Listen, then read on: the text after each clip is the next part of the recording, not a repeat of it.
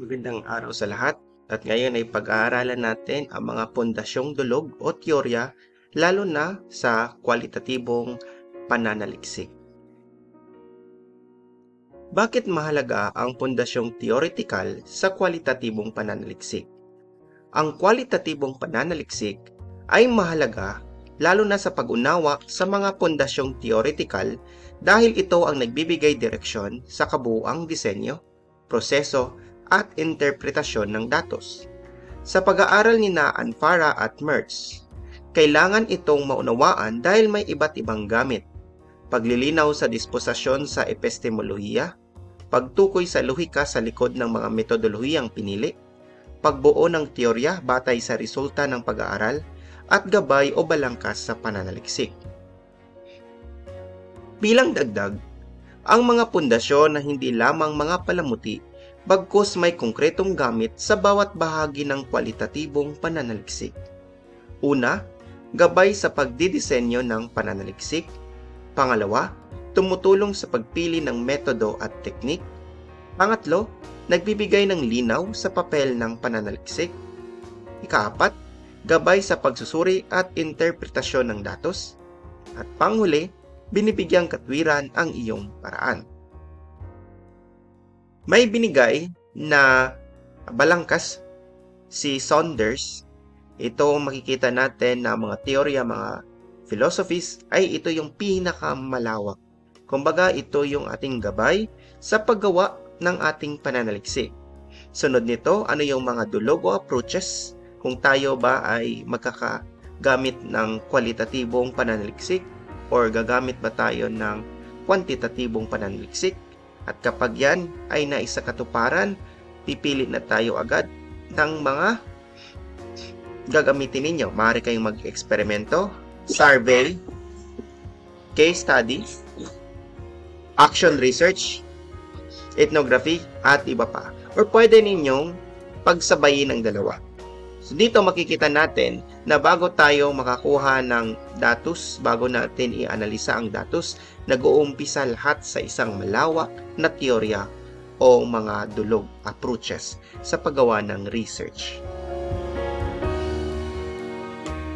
Una ay ang ontolohiya. Ito ay tumutukoy sa kalikasan ng realidad o katotohanan at ano ang umiiral at paano natin ito nauunawaan. Halimbawa, maaaring magkaiba ang pananaw ng dalawang tao tungkol sa isang karanasan at parehong totoo ito batay sa kanilang perspektibo.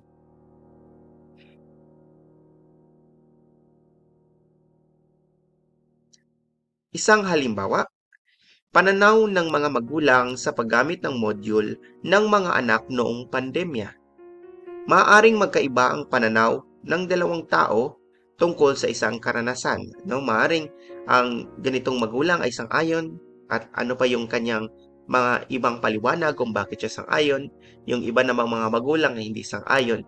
So, maaari ito ay realidad nangyari sa ating mundo, ang COVID-19. So, doon malalaman natin kung ano yung kanilang mga disposisyon tungkol sa mga pangyayari.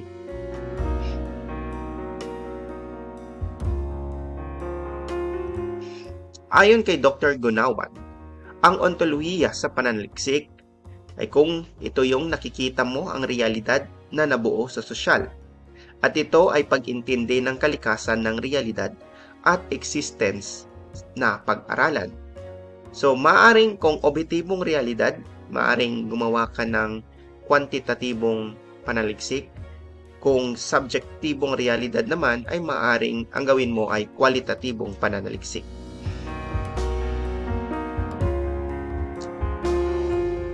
Ikalawang teorya o dulog, epistemolohiya. Ito ay pag-aaral ng pinagmulan at likas na katangian ng kaalaman at paano natin nalalaman ang isang bagay.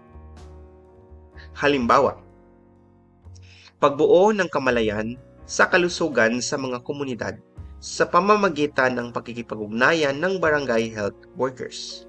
Bakit ito halimbawa ng epistemolohiya? Ito dahil Ipinapakita na ang kaalaman tungkol sa kalusugan ay nabubuo sa pakikipag-ugnayan at dialogo sa pagitan ng health worker at residente.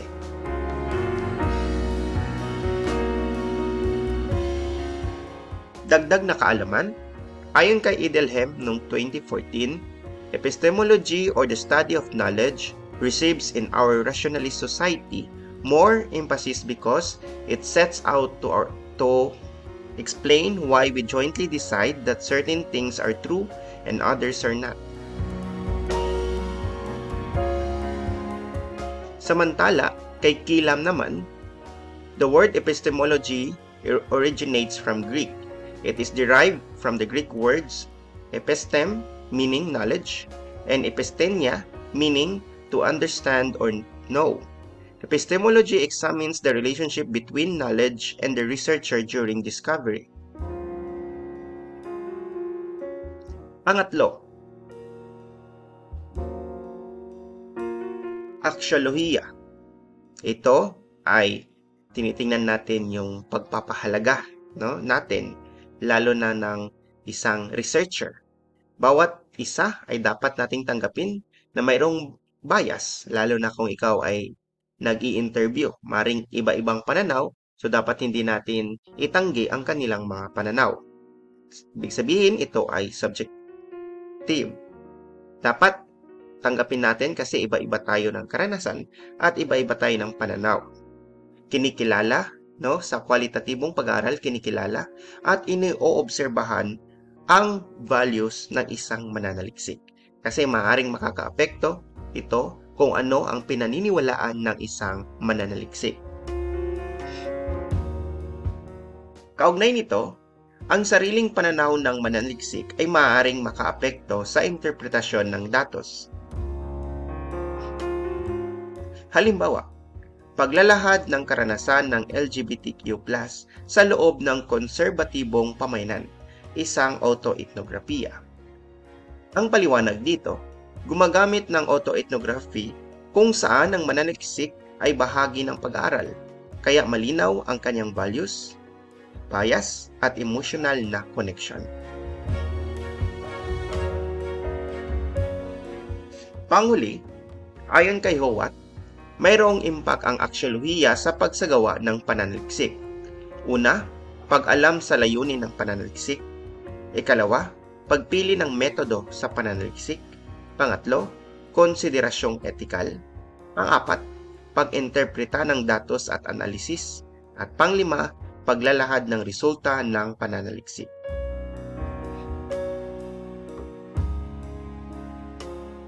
Sunod ay metodolohiya. Ito ay naglalaman lamang ng dalawa, paliwanag at halimbawa. Paliwanag. Ito ay sistemang ginagamit sa pananaliksik mula sa salitang metodo. Halimbawa.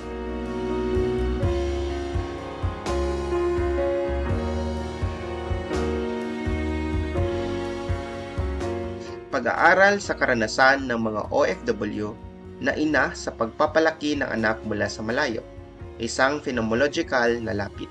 So dito ay ang kanyang ginamit na metodo ay isang phenomenological. So yan yung halimbawa ng kanyang ginamit na sistema. Sa makatwid, ang metodolohiya ay gumagamit ng induktibong paraang nagsisimula sa obserbasyon patungo sa teorya. So, it's a process, Mayroon mo ng observation bago natin lapatan ng teorya. Ito yung mga karaniwang metodo na gagamitin. Panayam, focus group discussion, obserbasyon, dokumentong analysis. So, ito ay pwede nating mailapat sa paggawa ng kwalitatibong pananaliksik. Constructivismo. Isang pananaw o paradigma na nagsasabing ang kaalaman at realidad ay ginagawa o kinokonstruct ng tao batay sa kanilang karanasan. Ang realidad at kahulugan ay construction ng tao. Yun yung pinakamahalaga dyan.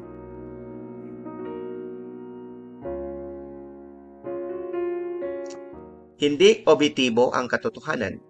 Nakabatay ito sa konteksto at interpretasyon ng kalahok at mananaliksik. Nakatuon sa pagsisiyasat ng kahulugan na ibinibigay ng mga tao sa kanilang karanasan.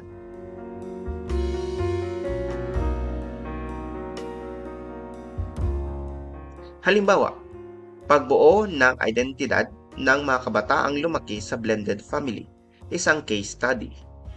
So, kung malaman natin, kanina, pinag-aralan natin yung metodolohiya. So, ang kanyang proseso dito na ginamit ay ang case study.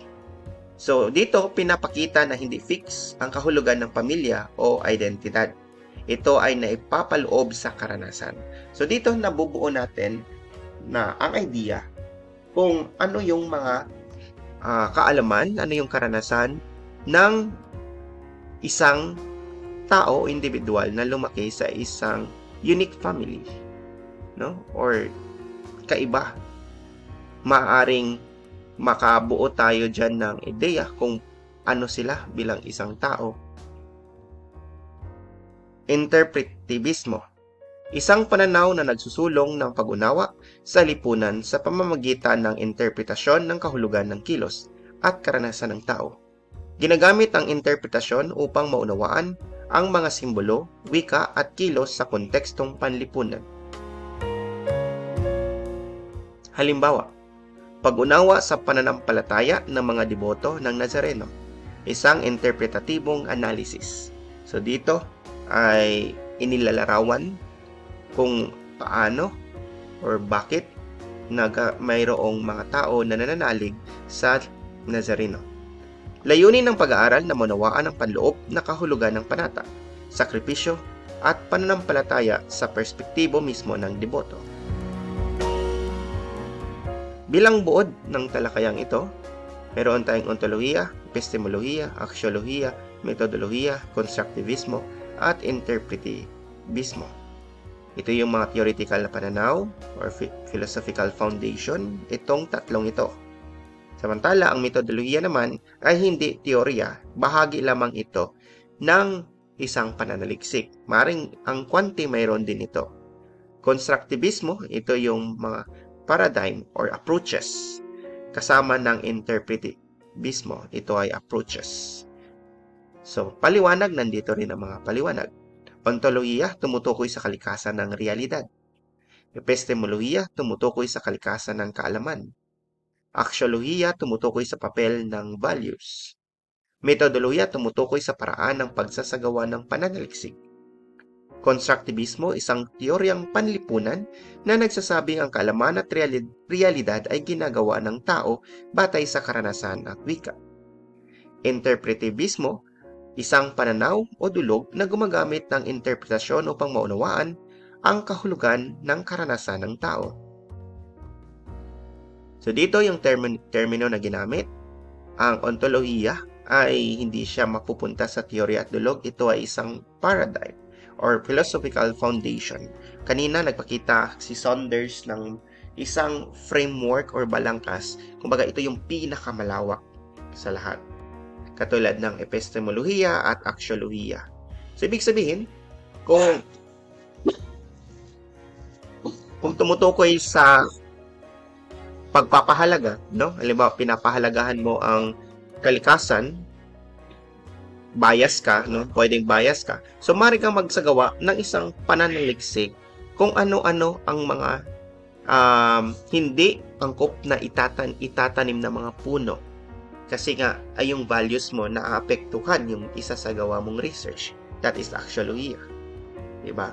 Ontolohiya naman, na ikaw, naranasan mo ang ganitong problema, tulad ng COVID-19. No? Ano kaya yung mga opinion ng mga tao sa gamot na Pfizer at iba pang mga gamot? Metodolohiya, ito ay isang approach. Ang konstruktivismo, maaring sa tatlo ma-apply. Ang interpretivismo, maaari ding sa tatlo ma-apply. So, narito ang mga sanggunian na ginamit sa talakayang ito. Maraming salamat.